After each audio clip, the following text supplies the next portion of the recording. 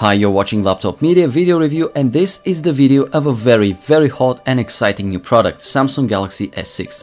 This smartphone was expected with much of a hype by the company fans and even critics after some unsatisfying results from last year, which made the importance of this product even greater. Now we share our experience from it. My first impressions were a bit mixed. First of all, I like the smartphone very much and I still like it. But there is that persistent feeling that I have seen it before, or parts of it. The glass panel on the back reminds me a bit of some Sony Xperia models from the past. Metal frame is again introduced in a flagship model by Samsung, but is too close to the feel of the iPhone 6. However, the combination of protected glass and metal frame now gives far more luxury feeling to the device. The build quality is still great. Samsung had it even before with their earlier models, but now it is more than pleasant in touch. This time, battery and SD card are not accessible, because the first is behind the glass, second does not exist, and SIM card slot goes on the side panel.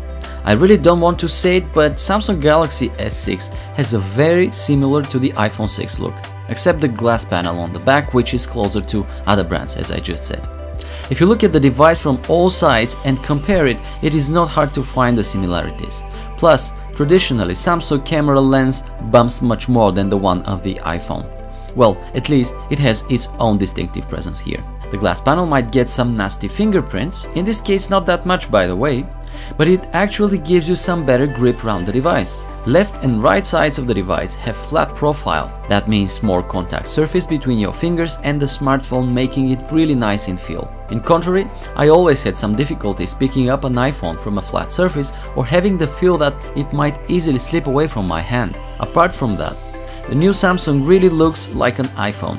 It is obvious, but I really have to admit that I like the feel of the Galaxy much more. This time it's not water or dust proof like the S5. It looks like this is too much of an investment to build a smartphone with those features, but at the same time does not attract customers' attention enough.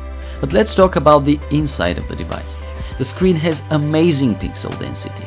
Quad HD 1440 by 2560 pixels resolution bring us more than 570 pixels per inch, which is ridiculously high. The picture is so detailed that you can literally get consumed by the quality and colors of the AMOLED screen. It traditionally has some differences compared to the IPS screen I personally prefer, but it still is something that successfully found its way to customers' hearts. The next great thing here is performance. Exynos CPU working at 1.5 and going up to 2.1 GHz for the pair of quad-core units used to power the device, together with 3 GB of RAM, are bringing you all you need from a top performer in this class. Video accelerator here is Mali T760, a very capable one. We're going to publish our full tests immediately after they are complete and ready at laptopmedia.com, so stay tuned and expect our full review. But you have to be sure that buying such a smartphone will give you the comfort of nice and fluent Android experience. I noticed some tiny amount of lag in some menus, but not always and hardly noticeable, and I think it might be because of the user interface. I really don't consider that a serious issue. The interface has been redesigned, but not that much. It looks more like a polished one. Main Samsung concept is still here, despite some new animations, icon style or menu order, so most of the stuff will be familiar to you. The pre-installed Android here is Lollipop. It is nice, but you won't see much of it due to the new user interface. That is, by the way, common fate of most Samsung smartphones. You simply update and changes visually remain highly invisible. It also seems to me that the so-called smart functionality is a bit reduced to just a couple of usable options, and the promised NFC payment is integrated. Instead of power saving modes, you can simply charge the device so fast that in 10 minutes you can charge up power enough for 4 hours of use. I haven't checked it, but battery is really charging extremely fast by my impressions. We will publish our full test in our review at laptopmedia.com. Additionally to that comes the wireless charging and of course better camera, which now jumps to 16 megapixels on the rear and 5 megapixels on front, which is quite impressive. The rear camera features this nice, not exactly macro mode, but really close focus option, plus again the cool Ultra HD video recording, as well as absolutely lightning fast camera start, less than a second. Well, I don't know if it really is less than a second, but it's quite fast indeed. One touch of the icon and boom, you're ready to shoot. Now it's harder to miss photographic moments wherever you are. Fingerprint has also been upgraded, and this time successfully.